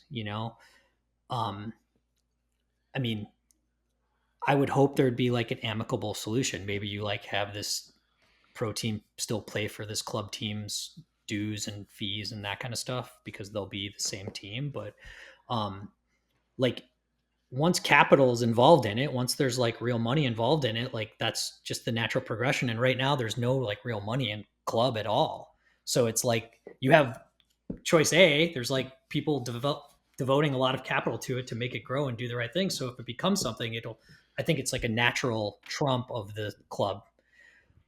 Now, I don't know, like if club figures, if we figure out a way that club teams can make money and like develop, but it's not even like making money. It's just like, it's all kinds of shit. It's like, Yeah. it's like, obviously, I think all of us can agree, like there are rule sets that are better in club and there's rule sets that are better in pro, right? Like watching two people stand in front of a TV and talk for 35 seconds is not, Super fun. So fun. it's not a visual people that pay for sports want to see, right? It's Could like be. super, If they were more entertaining, those Yeah. discussions could be Yeah. fucking sick to watch. Like, no, you didn't fucking It's touch me when I threw it. Like, talking about. It's a That'd be fist fight. entertaining. It's a fist fight, and whoever wins the fist fight gets the call every It's single just- time. It's like hockey, right? You just throw. Yeah. You just throw. Ball contest. Whoever wins the fight. All right, here we go. So yeah. Babbitt just calls everything. I'm sorry, you win. No contest. No contest. So it's really hard to see like the landscape of the future because who knows like if the AUDL succeeds or not. But I think some entity will be there, like to usurp club at some point, because there's no like viable trend line for club right now. Like what is like, a bunch of people paying to play ultimate, a bunch of tournaments is like a softball team doing that. It's like my brother's softball team. It's like the same thing, right? There's no like end game there, right? At least with like pro, you have like an end game, and the end game is like players eventually get paid and like make money, and people are watching one-off games. So I don't know. I mean, I'm part of that entity because I'm part of the crowd that wants to see Ultimate because I think Ultimate's awesome and I want people to see it. There's definitely a crowd that doesn't want that, and that's totally fine too. Like I'm, I certainly don't want to like be like USAU, like the model. Like I really like the model. I played in the model for years. It's just that there's no like there to me it's like the end game is the same thing it's been for 40 years, which is what it has been. Like it's players enjoying, they're paying to play, they're enjoying an experience, and they're going to a tournament and they're having fun and they're seeing friends and they're going to a club and paying a couple $1,000s to drink or whatever. And like that's awesome, but like So that that's is not that is the end game. Like, do you think? I think that, yeah. And but for so many people that is the end game, right? Like they really enjoy Right. doing that, and that's Like, I think that's honestly like the big debate is like, does there need to be progression? Like, is progression, like, is advancement of what's going on like a necessity, or is it okay to be okay with like what's going on? Yeah, and that's the thing. Like, there's going to be two camps there, right? And the camp with capital is going to keep investing in this growth until eyeballs catch it, right? Like, Yeah. like in the case of like the Flyers, right? Like we have a youth academy now, and we have like we're growing in that perspective, right? We're like there was none of these things that were here before we came on, and now there's like different avenues of like viewership or people like that are integrating into like our organization, and there's job creation and that's true. And so it's one of those things where it's like I would really like to see Ultimate on a main stage. I'd really like to see Ultimate like as a visual for in front of people, and some people just don't want that, and that's totally fine. Like and I'm fine with them not participating or not caring about it, and that's cool. Like, I get it, but that's the What do those you are think the it takes for the AEDL for professional ultimate to take the step into mainstream? um. I mean, you need way more fans. Like, we need every AEL team to look like Colorado or Salt Lake. Like, quality venues, tons of people watching. Big fan experience. Like, that stuff is super important.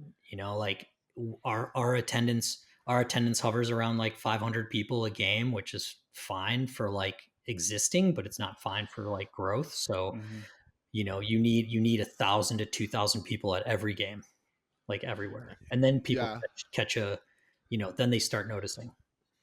Yeah, because the Yeah. thing I wonder about that I think the AEDL has to consider is like I obviously there need to be more fans, but I wonder if you can really just pull people with no affiliation to Ultimate into being a fan, or if those fans come from more and more people playing Ultimate, even just at a casual level. Because I honestly think like what you need a fuck ton more people. Like I think Ultimate has to be more of a mainstream sport in like middle schools. Like I honestly think you need to get it into like all 100%. schools playing, and then you get those fans. Yeah. And I just don't know if I think that is like a place the ADL should probably pursue more, probably in my opinion, is like going and getting more, figuring out ways to get more people playing. Like I think they should be putting like a lot of eggs in that basket and like figuring out how to get more and more kids playing and what that looks Yeah. like. Yeah, I mean, I think that's part of the objective. Like, I think I think everyone knows we just don't have enough people playing the sport, and everyone knows the people that care about the sport the most are the ones with the connection to it. But like, there is a way to get casual fans. Like, even at our games, we'll come across people that are like retirees that have never heard of Ultimate in their life, and they like come to a game and they're like, "Wow, I love this." It's like there is that contingent of people that will never throw a frisbee that That would love watch you. watching. And Yeah, totally. and that's the thing. Once you get a critical mass of and that's the thing. What I'm saying is like once you get that 1,000 to 2,000 fans to like watch, it becomes like a scene. And then you get that critical mass of new people that are like never going to play, but they're going to just be a fan. It's just a Yeah. law of numbers things. Like at some You point got you to get, cross the chasm. yeah. That I was a mean, big yeah, nice. Our Well, like you see some of the NFL games, right? Like we did like a halftime of like a Panthers game. I mean, people love when like a person lays out. It's like super fun to watch, and it's just like and all the guys that play in those games are like, God, the energy is so unbelievable. But it's also like what I notice is, I mean, obviously it's awesome, the adrenaline's rolling, like that's fun. But like what I notice is there's freaking 50,000 people that give a shit that are like eating a hot dog or like shouldn't be giving a yeah, shit right now. captivated. Yeah. Yeah, and it's like that's a thing I think tons of us notice. It's like people really care once they like see it. It's just you got to see it and present it the right I way. think we need to play off the fact that discs are just objectively cooler than balls. Like there's no like that's a fact. A disc flying in the air, throwing a disc is cooler than throwing a ball. A ball goes up and then it goes down. And maybe if you're like an elite MLB pitcher, you get like 2 inches on a curveball.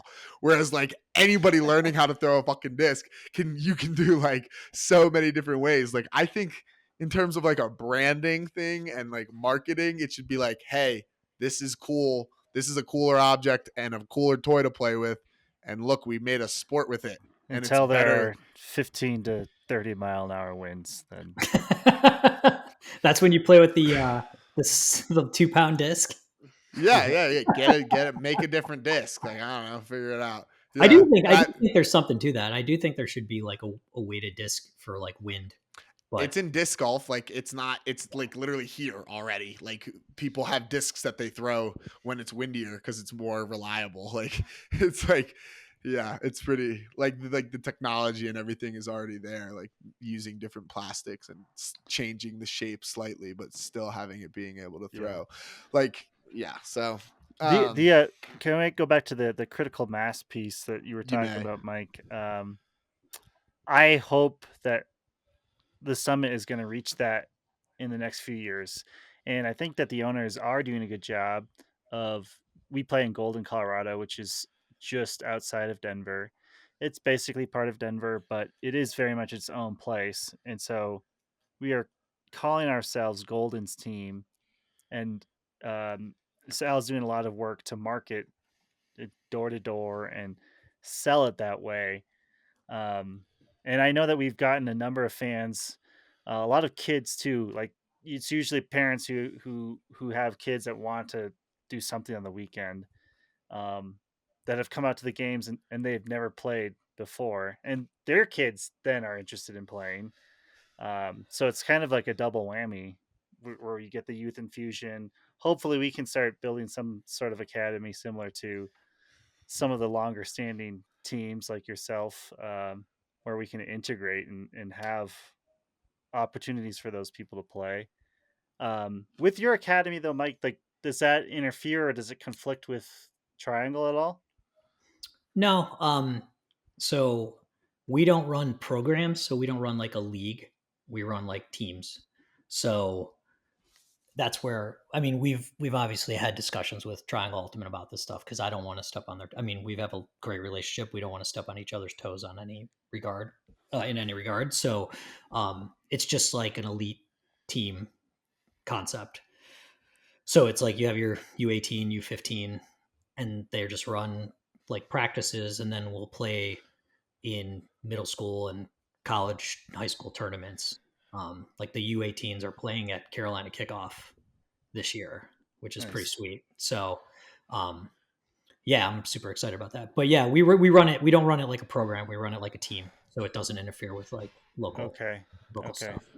What does your relationship with Triangle Ultimate look like? Because I feel like this is a problem across like a lot of places that like the professional and the nonprofits are like unable to find like common ground on like reaching a goal that like mutually is beneficial towards both of them. And I don't think like that should be, obviously there's like key differences in how the sport is played and like what it's trying to do, but it seems like there should be a way for nonprofit organizations that run youth ultimate especially, but also like any type of ultimate, and then the professionals to like find some common ground on like you want the like, because I guess like I mean both entities want ultimate to grow like as like one of the things, like that's definitely a baseline of like something we can like both parties can agree on. So like I just am curious on how your relationships with them works and like what you think could be a solution to that in other places. Yeah, I mean, we have a, we in I Tristan has run Triangle Ultimate for since for 13 or 14. So he's him and I have obviously a good relationship. So even before the Flyers were around, um, we had a relationship in place. I think some of that stuff is that's where the friction comes. It's that you don't have a relationship with, like, a AUDL team doesn't have a relationship with a local disc org. So I mean, that's on the teams to start forming that and making sure it's good. But I also think it's a boundary thing. It's just to make sure we're not like splattering stuff all over the place, because Triangle Ultimate's been around for way longer. So it's like, I'm never going to run a spring league. I'm never going to run like a masters league. Like that's not our niche. Like, our niche is like running elite teams, like getting teams integrated into becoming like a Flyer. um so like, we know that's the kind of differentiator there. And then with camps, like, we run camps too, but we run it with them. So we'll run camps, but like, we'll do an elite camp. They have all their separate camps, and we'll run an elite camp with them and work together in that respect. So those are like two places where you can integrate, where it's like mutually beneficial, because we split the camp duties up. We provide the labor. We get Flyers and Radiance players to go, which is sweet. And then, they're doing a lot of logistical stuff, like booking the Hmm. dorms and Hmm. booking the, meals and Yeah. all that stuff. So Yeah, and it's cool that you guys run camps together, because I do think a lot of the friction also comes from the fact that like there's just not that many like people to pull from, like both parties couldn't like successfully run like all the ultimate things they wanted to separately, because there's not a big enough market for like people to come to fill up like both parties camps or like both parties leagues if they both wanted to do that. And it's like it's for me, I feel like I wish more places could figure out how to work together to get more people playing and put on better events and better camps and better leagues, like with the combined resources to get more people playing. And then it's like, maybe you don't agree with the format in which we are doing it, but then like at least we're getting more people to pull from and more people playing, and then they can have, the option of picking whatever They can format choose. they view as best. And then like at that point, that's up to them. But like we can still work together to grow the sport. And I just think a lot of places, like, it's like a weird thing now where there's like, the like professional and the nonprofits like typically seem like they don't really like work together and like want to work together that much, where it's like you definitely at the top of your list like both want the same thing, which is the sport of ultimate to become more popular. Yeah. I mean, there's also the benefit of like, there are people that go to Flyers games that don't, I mean, this is not a big number, but like there are people that go to Flyers games that don't know anything about Triangle Ultimate. And I think that's where if you're a nonprofit and you're running leagues and you don't want to associate with your AUDL team, it's a little short-sighted because your potential, like, I don't think it negatively impacts your business.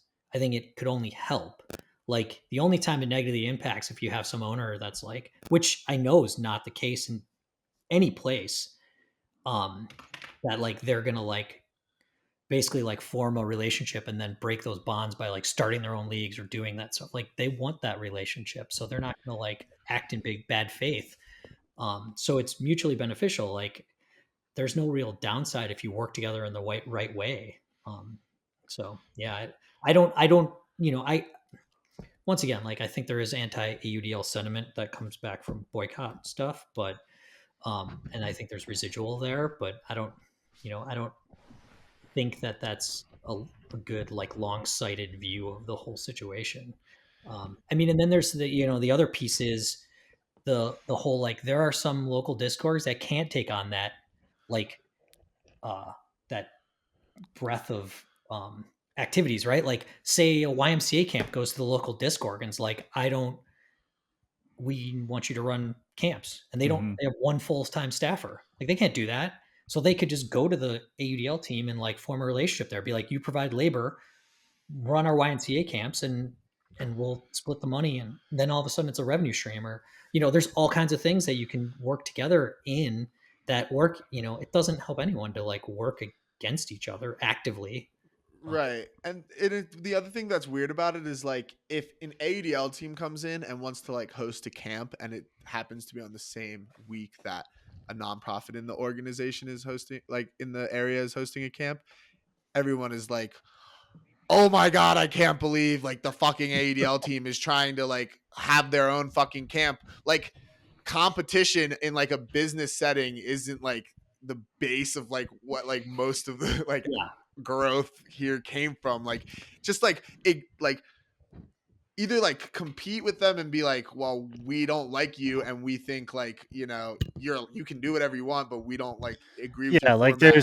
And there needs to be collaboration, like Mike's saying, or if you're not willing to collaborate, then just compete head to head, like see if your I guess product like even gets if better than the other one, if you really can't. and there's also maybe a sense of entitlement of ownership, like That's what I'm saying. There's like some gatekeeping there. I think like that just seems to be not fair. Like even if you don't agree with it, you should still allow them to do their camps. And if people want to go to their camps more than they want to go to your camps, then maybe that's a problem that you should figure out and not like just get mad at the other party.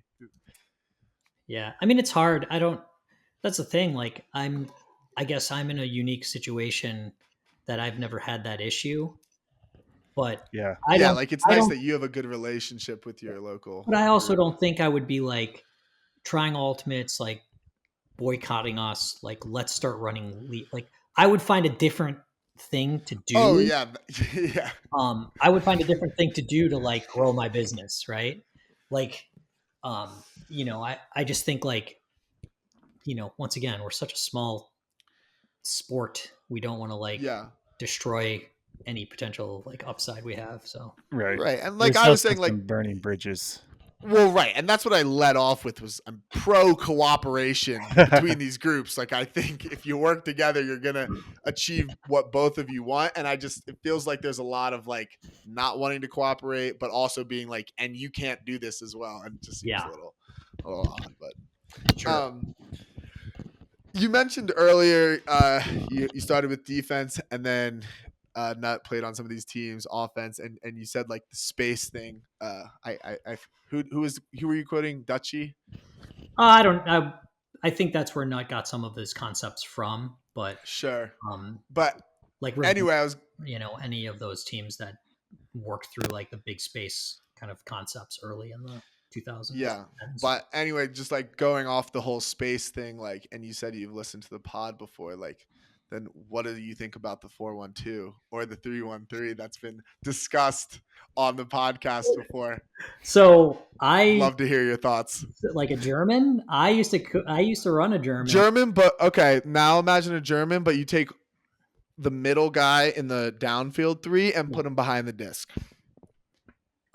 Yeah, I mean, like I think there is validity to so much of so many of these concepts that so like create space horizontally and vertically. Basically play around, with this how many people you can take from downfield and Put put it behind the disc. Yeah. even or behind the disc. Yeah. I think you're maybe a little young for this, but like there used to be like like a horizontal with only 3 cutters. Yeah, yeah. So No, that's essentially like kind of what you're doing, except you're like making like a little kind of sure. V. But yeah, I mean, like people don't try these things and innovate or because they're like comfortable with Quinn. what is happening, right? But then but I could see them getting really hairy in like the wrong hands, right? Like you have to really understand. Luckily, we have the right hands here. I think you These are really have good, to understand non-hairy hands. You don't see it. Like it's easy to be like let's put 3 people down the field and 4 people behind the disc. But then it's like you have to have an entire methodology for like what happens when those 4 people behind the disc start poaching the crap out of you in different ways, right? Like you have to be like, here's what our offense is going to look like, and here's the 3 to 4 different things we have to counter with if they do what we expect them to do. I always love the idea of like putting more space like with the downfielders. So like I was even being like even this season I'm workshopping it and thinking about it, but like doing stuff where you're just running people on like a line of scrimmage and then just sending them out, right? Like not having a stack. That's even more extreme than the 412. Correct. Holy shit, dude. You just but- blew my 412 out. You just big dicked my 412 so hard. You said, this is your fuck 412 you, right now. 700 repeating. Yeah. That's insane. But like Nut said, like I have a Wait, good beautiful. I have a lot of Can it things start, going on in my though? brain. but- Like, yeah. can it start with a backwards pass as if, say, you have a You're like snapping the wall back. Yes. shotgun formation? There's 3 people in front of the thrower. The dump is just the running back. And then wait till we get to bubble screens and we just start throwing lateral passes when we could be running it. Yeah. So Anyway, sorry, Mike. there's a lot to work through in my brain before I Hell actually yeah. present it as like a viable thing. Because Yeah. the other part is like the stuff we have isn't broken, so I don't want to like completely ratchet and throw just a wrench into the engine because I have a crazy like Frankenstein idea. Right? That's definitely something that I struggle with all the time. I'm always trying to innovate and then forget to teach the things that we know have been working. Right. There's like those basic things that are so necessary for a team being good. And it's like, how do you weigh something innovative, cool like this. Maybe that's where you get that middle school in, that's where the middle school coaching I comes mean, in. I was doing some of the in the academy. I was having kids run football routes and throw like blades at each other one of Oh, the yeah. sessions Fuck just yeah. to like give them something different. I'm like, look, you may never do this again in your entire life, but like I want you to kind of think about this like from a different perspective. So like we're gonna just run some routes like a football player will, and we're gonna throw like super hard at each other and like just open your mind a little bit and like maybe it'll go in the trash bin, but like here you go, kids. Try this. So Kid's like, I paid $100 for this. I'm playing football. yeah, he's like, what is this idiot doing? I thought I was getting Mike D, like I expert suppose- knowledge he has is playing I fucking football out here. wasn't- I want to be wasn't like on his Saul goal. Yannick. I don't see him throwing any fucking deep blades. This is bullshit. Yeah, but I think like there's validity to some of the stuff, and it's really the balance of like you one have to have enough credibility to do it, and two, you have to like make sure you're not canceling the things that work out to like, I like to call them like Frankensteins. Like you're gonna throw Frankenstein out there, like you got to freaking have a real good idea of what it looks like at the end of the day, right? Like I don't know if I'm assuming some of the stuff like Frank Hugenard, like in the um, motion offense and that kind of stuff. But it's like he had a lot of really good, when I worked with him a little bit, he had a lot of good blueprints in his mind, but like could never put out what the hell it was supposed to look like on paper to me. So it was like, all right, I understand what you're saying. And like, I definitely integrated like some of his ideas because he did have like good ideas, but it's like, you have to actually have a vision of what this looks like in multiple circumstances and like not, like just hey, here's what it kind of looks like, Yeah, well, this question that Kins didn't hijack because I wrote it this way for him, but was also geared towards what your thoughts on Hex, because I know that you had mentioned you have some, Mike. Yeah.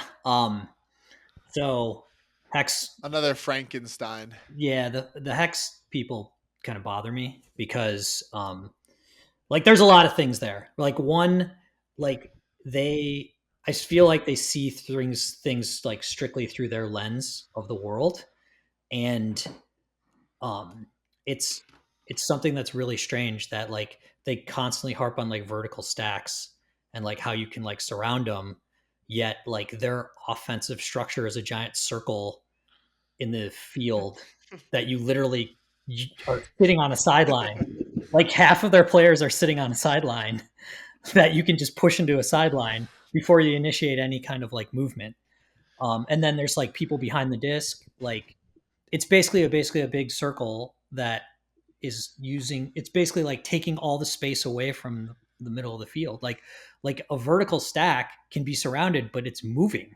Like there's constant pieces in motion, and you can surround it for a little while, but then you need 7 people on the same page all the time. And once it starts motion, it's like pretty impossible to do that, right? So when they look at stuff and like criticize that, but then like their entire offensive structure is basically like it's like a worse version of German, right? It's like at least in German you have like an ISO in the middle, and that ISO can go from sideline to sideline, and then you can And hit from them. there, plenty of outlets. Yes, like this is like they take the 2 people deep and put them in the middle of the field to take away that isolation space. Like, so it's like and like I don't want to harp on any structure, right? I think any structure could work, but like the fact that they say like vertical stack is bad because you can surround it, and then like their whole offense is predicated on a circle that like that's like on the side. You start on a sideline where you can't go anywhere.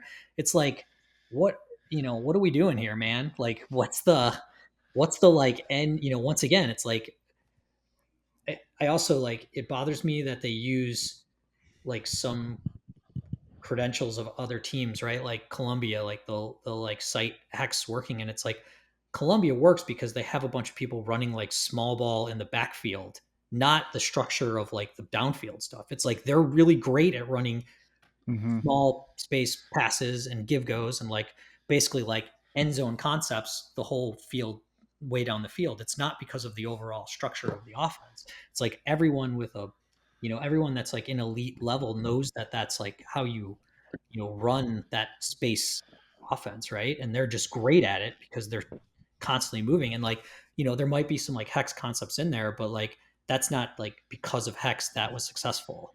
I think like DC, they tried to credit themselves for like DC success, and I think Rowan said something like, "This has nothing to do with your offense." So, Are um, the hex people like a cult? Like, where are the hex people? Like, well, who are the hex people? Where are they? the main Where's their guy, headquarters? England. Felix, yeah, Felix. Felix is from England. Like, I think that's part of the issue too. I think those like I think a guy like Felix has had like really good success in England, and like I think he doesn't feel like his message is being passed to like the United States enough for them to try it.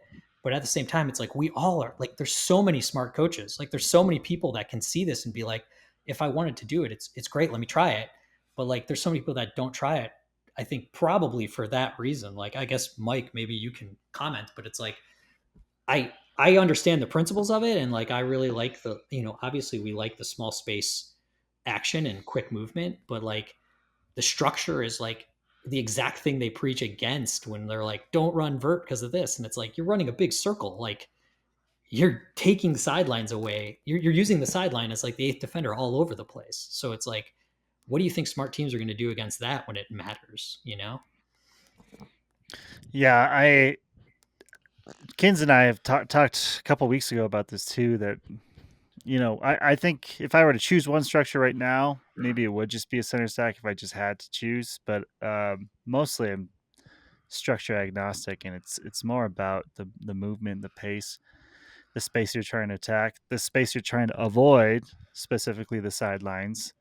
Um, and really, it's never about structure. There are definitely some concepts. I don't know the hex in and out though. Like I couldn't tell you Yeah, is all the there like a principles. hex PDF There's a that I lot of can? there actually Yeah, are a lot there's a lot of information. Yeah. of material. There's a lot of material I you need can that rabbit consume. hole linked And I'm to sure me. Felix would love to explain it to you. Should we just get Felix on the fucking pod, man, and just have him explain himself? Sure. Those crazy fuckers are Maybe we doing. should. I think we Maybe we should. should. Okay. Like, let's give him a chance. Let's give him a Yeah, I chance. mean, maybe it is the best thing. Who knows? I Maybe think I we just need need to it. learn. Maybe I just need to know more about it, and I'll. But what if we get like brainwashed? Like, what if we just become like hex cult members and then Careful. yeah, it's a slippery line for sure. Yeah. I just like, I think structurally, like it makes no sense. Like the concepts are great, but like you take one look at it and you're like, look at all the space you can negate by like putting people in certain positions. And it's like, Yeah, you don't even and have to really poach. It's not even like a poaching scheme. It's like just put players in certain places and you can't even throw to those spaces. right. How much of like when you were creating the offense, because you're saying like, to do like a new offense, you have to think out a few things. How much of it though is thinking out, a handful of scenarios that you're prepared with, and how much of it is reacting to how teams defend it once, or anyone starts defending it once you start playing with it? Um, I mean, when I was coaching offense, I I had definitely like a set of pull plays in mind based on what defenses were doing against us. So like I had kind of like my go-to pull plays, but then I would read defenses and then adjust based on the plays, and that would kind of like put us in the spaces we needed to be in, right? So I'm trying to think of like a good example of it. Like Yeah, I can't really like offhand think of anything like adjustments I would make because it's usually game plan based. But we Mhm. would have like horizontal, vertical side, like we would run DOMs. We would have like plays where we initiated from like behind the disc. Um, so there's just like a big piece of there was all kinds of like audibles I could put in based on like, are they flat marking us? Are they like trapping us hard on one sideline? And then once we run like a play initiating what we're trying to get to based on like the defenses that they're throwing at us. So um, that's all kind of what's going in my head. So it's very like game dependent. Respond. Yeah. So you are very aware of point to point what the defense is doing, Oh yeah, so you can audible or adjust and yeah. maybe not run the same thing over and over. I mean, and I also usually like know the team well enough that I know or I anticipate what they're going to do Right. defensively. So like when you guys were rolling out like the spread offense, how many defenses were you prepared for, and how many situations did you learn like post you started running it and then you started being like were all of these pool plays and stuff ready like as soon as the offense was ready to go, or did you figure a lot of this stuff out when you started playing it more? I mean, the pool plays are like historical pool plays that are successful. Uh-huh. So it's like we're taking from like a historical set of plays, and then every week I'd have like 15 of them, and I would narrow it down to like 9 or 8 based on our success, and then game plan for like what exactly defenses are going to do against us to like initiate. And then, usually we're pretty flow based. I mean, you guys, I think, understand like we're trying to create space by moving players away from the disc.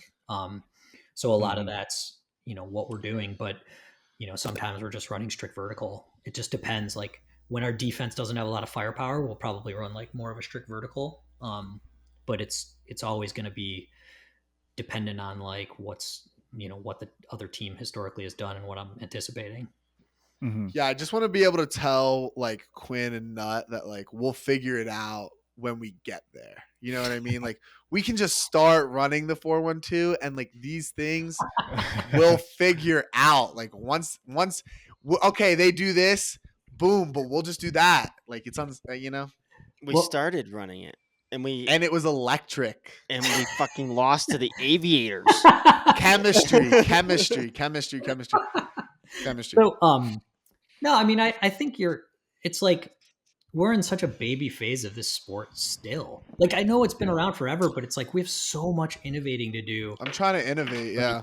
it's like, why not try new things? But, once again, like I've said it a few times, it's like, don't lose what makes you successful because you're trying something completely new. It's like, if you're going to try something Yeah. completely new, you have to like practice it and understand it. And, we've definitely tried that a couple times where we like, try to insert something completely new and we're like all gung ho for it preseason, and then 2 games in it's just totally gone because Yeah. no one respects it enough to like keep with it. Mm-hmm. Mm-hmm. Yeah.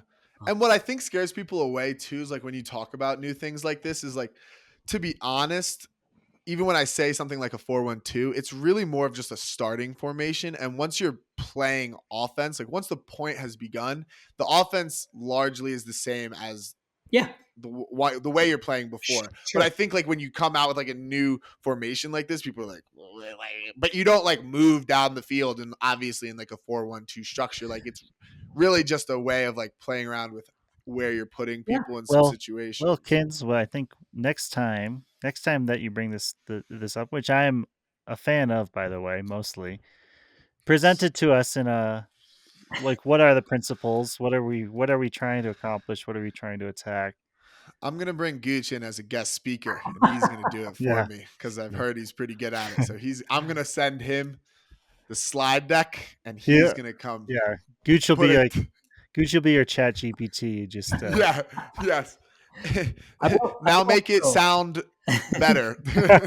I will also caveat like a lot of the stuff I'm talking about is like relating to the AUDL because I have time to like look at stats and analyze and look at film. Like a club tournament is chaos a lot of times if you're going to try to do that. So it's like for club, I feel like you have to have that. Like if I'm running like a play sheet, I have to have that beforehand. Yeah. And maybe I have one audible during a game, but like it's really hard to do in a club setting because and it's mentally taxing. Like it's really hard to do unless you have one game and you're done. And like Yeah. hard to do if you have like 3-4 games in a day. Yeah. And that's actually that was the AUDL was one of the reasons that I actually like thought about this more in like a practical sense is because they moved the pull up, and we just had some games where like our pull fielding was like really putting us in a hole at the beginning of offensive points. And I was like, let's have more people back, then more people can field the pull, but it doesn't fuck up just like how you're playing offense. Like you can just flow from having 3 or 4 pull fielders spread all the way across the field. And I think that actually is something that could be super useful with this new AUDL rule, because in club, having one pull fielder typically is fine unless it's like super downwind. Maybe you need 2 on each side, like 1 on each side. But I think with the new rules in the AUDL, like I really think teams have to think about having more people back to field the pull, because you're just putting yourself in such a hole. Like the Callahans went up by like it was like a ridiculous. I think they put the stat out, but it was like 40? doubled. I think. I mean, I think it was triple. I think it was like 40 from like 15 or something like that. Right, like that's fucking insane, and I think that tells me that like teams need to get going like immediately as fast as you can, and like honestly shaving seconds off those beginning parts of the pull, like working on catching it, working on getting it going, and just like getting the disc moving and the points of attack changing from a quicker thing. Because like in club also, it's very typical to just center it up. You have 10 seconds, you stand there for a little, you let like a 3-second play develop, where like I just don't see that as like Yeah, useful and in the I don't even AUDL. I in fact dislike that in club too. I think club should move away from that.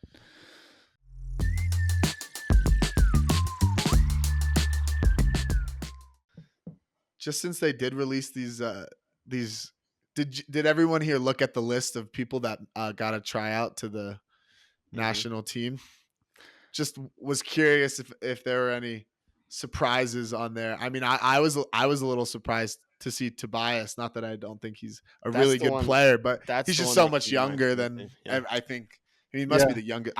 There's a couple names that I don't know, but I doubt they're that young, because you'd probably know about them if they were that good and that young. So Yeah, I scanned it, and he was the one. you're as like, well. oh, hey there, bud. Yeah, but exciting. I think Oh, it's great. And Good obviously, for Mike, us. his tell us national. about Toby. I mean, he's awesome. I mean, do you guys get to you see him obviously, Yeah, I seen him at a bird practice. but um, I mean, he crushed it at nationals, like stats wise. I mean, he was filling all kinds of stats. I mean, he's just a baller, man. He integrates really well. He's a good listener. He's got really amazing disc skills. He's super athletic. I mean, he's got to learn defensive fundamentals a little bit better. Like I was working with him a ton on that stuff during the Flyer season.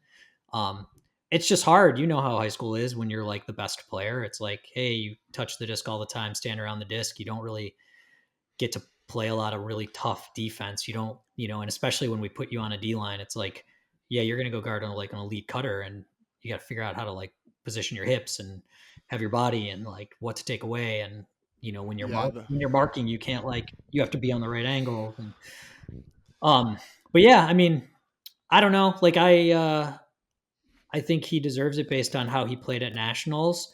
I do think like a couple dudes that I'm not going to say names, but ring guys that I suggested got snubbed. And like I think that's always going to be the case, right? Like you can't take everyone, but a couple of the guys that I thought should make it were like, same tier as almost all the ring guys that made it. So it just was. It's always frustrating as a coach to see people you really like, and like Yeah, my big thing is like fundamental stuff. Like the people that do the fundamentals right are like high on my list, and that's a couple of the guys that didn't make it were like people that were like fundamentally strong players, and I was just like, this is boring. boring. Yeah, exactly. well, I definitely share that a little bit of that frustration with some of the Bravo guys that are not on the list. Yeah, it's always gonna happen. Fine. Yeah, I was a little surprised with Del Rico too. I was like, seems kind of old now. Did he play this year? I think he plays mixed. He played in Yeah, mixed. played. Yeah. Amp. Oh, that's right. I knew that. There's also, I'm surprised by how many names I just like don't know. Like the first name, Axel Agami Contreras. Maybe he's Ohio gonna State, right? He's probably about to light you up at tryouts, Kins. I'd be pleasantly surprised. I would love a good light up. Yeah. No, that was I don't know. It was interesting though. There's a lot of names. It's kind of fun going down the list and being like, they're pretty good. They're pretty good. They're pretty good. There's a lot of good players out there. You like kind of makes you remember how many good players there are. It's nice having a list compiled of it, especially because it's been so long since this team has happened. Like, just interesting to see like who people are thinking are that echelon of player. Yeah, agreed. I'm excited to see what team comes out of this. I hope to see plenty of Bravo guys, and I would not be disappointed if many ring guys made the team as well. Mike, Mike D, you taking Jimmy Pickle if you're the world's Ooh. coach? It's so tough, man, because I hold Jimmy in like the highest of regards. Like, right, like he's like, probably my maybe best ever. Yeah, yeah. Like honestly, like he'd probably be my number one of like all-time draft. If I had people to draft, I'd probably take him just from like how competitive he is and how what he's done in his career. Faceted. He's so versatile. But is he like Wizards Jordan now?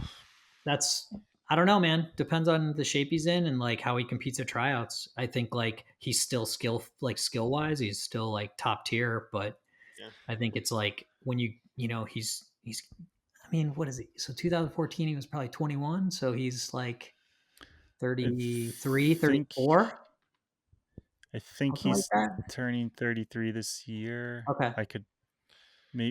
I should know this. I don't. I mean, you can like that's the thing. Like he's still super competitive, so it's just like it depends on like if he comes out and he looks like he's in elite shape, like he did on the that Roughnecks year when he came out like a world beater, or he is happy being in New York and being 33 and living the life. It depends how much fire there is. Like he could certainly make it if there's a lot of fire there and he comes out ready to ball.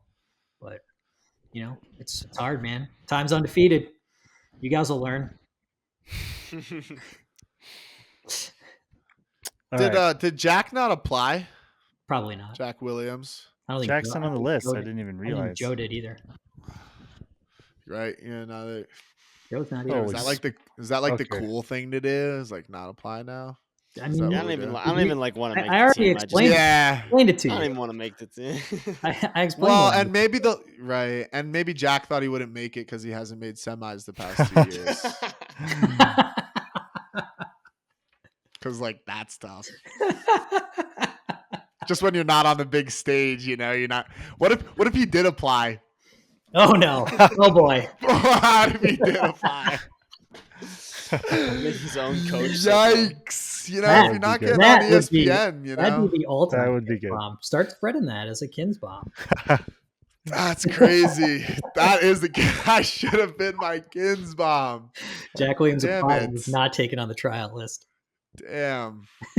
Yeah. Fuck, that would have been funny. All right, let's move into finer things.